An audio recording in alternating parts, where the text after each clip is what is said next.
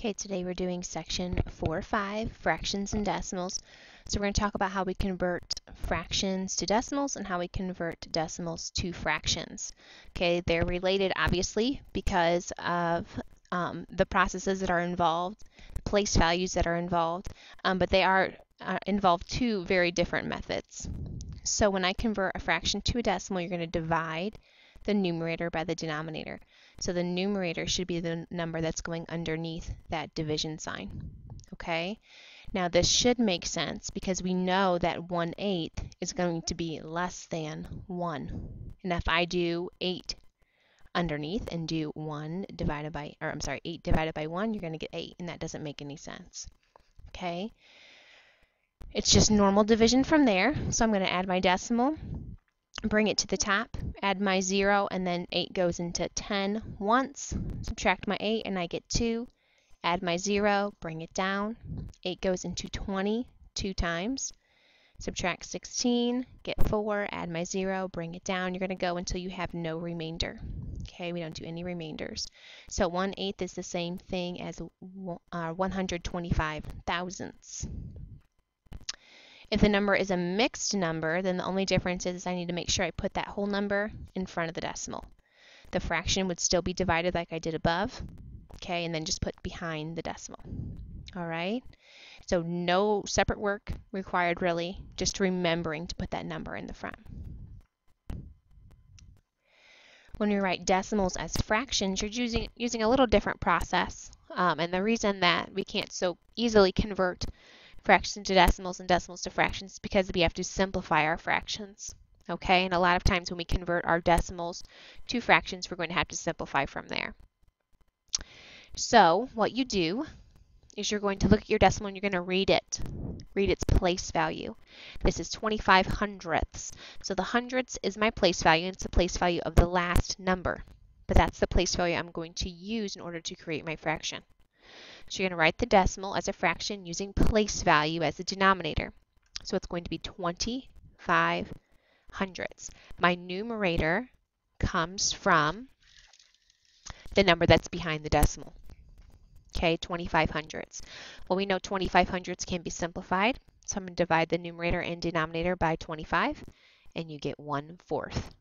Okay, so that's why I can't so easily. This way, of course, seems a little bit easier, converting your decimals to fractions. But with fractions to decimals, we're going to have to divide 1 divided by 4 because this bottom number isn't giving me a number that's a place value number. Okay, tens, hundreds, thousands, 10,000s, and so on. So we're going to start by writing each fraction or mixed number as a decimal. Okay, so we're doing division. So I'm going to divide 2 by 5. Okay, I'm going to add my decimal, bring it to the top, and add my 0. 5 goes into 20 4 times, and it goes in evenly. So we're done. Okay, 2/5 equals 4. Pen's acting up again. 4/10. Okay. 5/16. Same deal. I'm taking 5, dividing it by 16. I'm going to add my decimal, bring it to the top, add my 0. 16 goes into 50. I'm going to multiply by 3 here. 3 times. So I put the 3 on top and subtract my 48. I get 2. Well, like I said, no remainder. So I'm going to add a 0, drop it down. 16 goes into 20 just once. So subtract your 16. And you get 4. Add a 0, bring it down. 16 goes into 40. It's got to be 2 times because we know 3 is too many. And 16 times 2 is 32.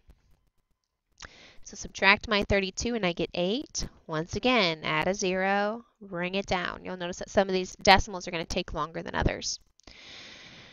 16 goes into 80. It's going to go more than 3, actually more than 4. We're going to try 5. And it works out perfectly that it is 80. I have no remainder.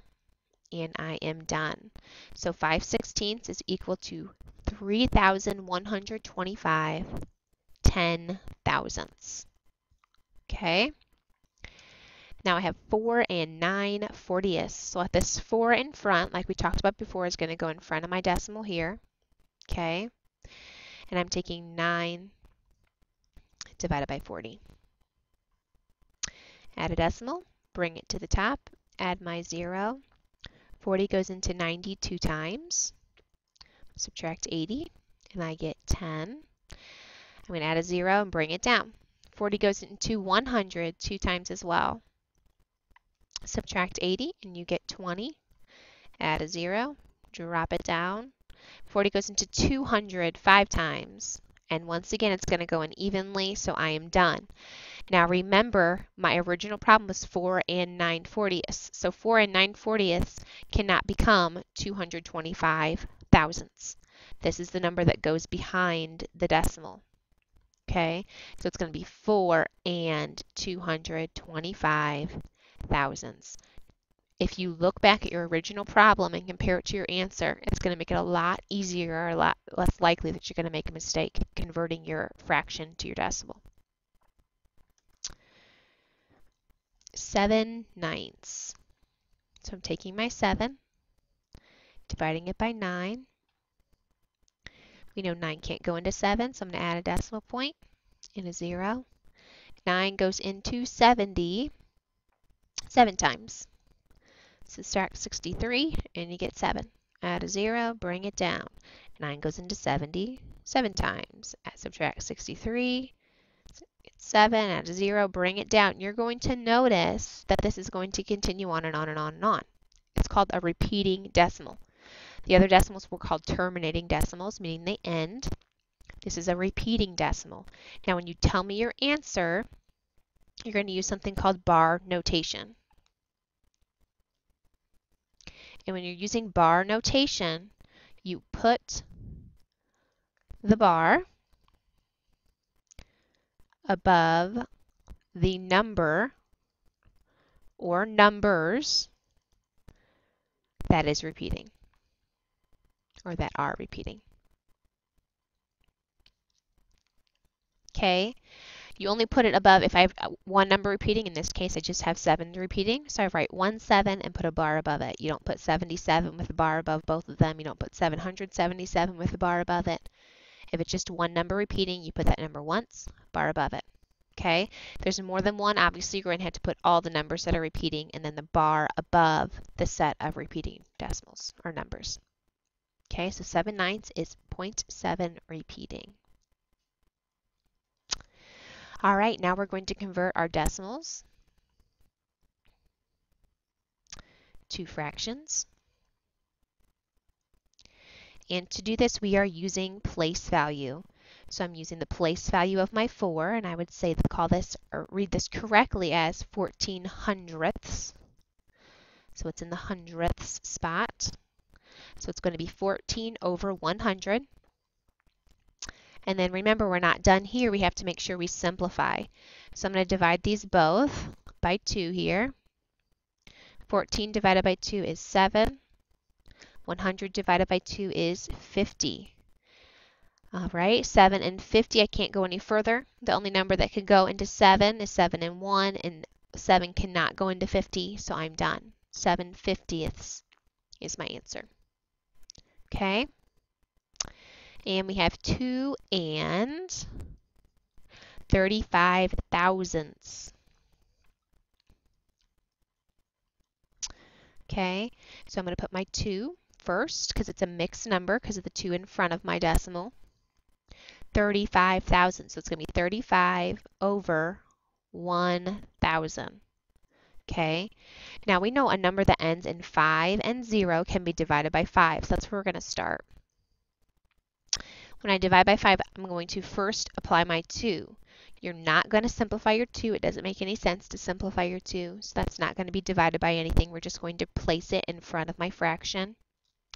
35 divided by 5 we know is 7. And 1,000 divided by 5 is going to be 200. Okay? Once again, There's nothing that can go into 7 and 200 that would be the same number other than 1.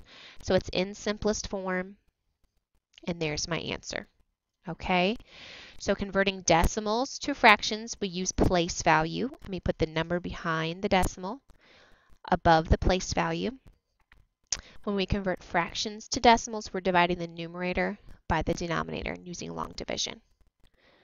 All right, if there are any sections that didn't make sense, go back to that section, watch it again. If it still doesn't make sense, make sure you ask Mr. Cooling or I any questions you may have tomorrow. As always, thanks for watching.